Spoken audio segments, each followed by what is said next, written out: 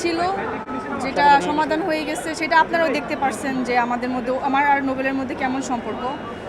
তো এখন এখানে আর কি বলবো, আমরা আসলে জামিন চাইছি, জামিন পাইছি, এটা আমাদের আমরা খুশি। ওনার ওয়াইফের দাম্পত্য জীবনে একটা সুখবর আছে, সেটার বয়স হচ্ছে 4 মাস। আমরা কোর্টকে বোঝাতে সক্ষম হয়েছি যে আমাদের মধ্যে ভুল বুঝাবুঝির কারণে আমাদের এই মামলাটা হয়েছে।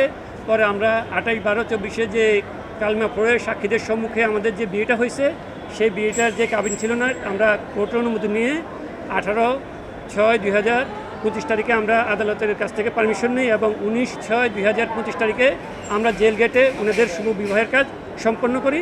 আজকে আমরা উভয় পক্ষের আপোষ নিষ্পত্তি মূল্যে শুনানি শেষে আদালত 1000 টাকা বন্ডে আমাদের স্বনামধন্য কণ্ঠশিল্পী নোবেলের জামিন মঞ্জুর করেন। আমরা এটা নিষ্পত্তি করে নেবে, এটা আমরা সামনে দিয়ে প্রসিড করবো না। এই মামলা এখানে আমরা নিষ্পত্তি করবো, আপোষ মীমাংসা নিষ্পত্তি করবো আর কি।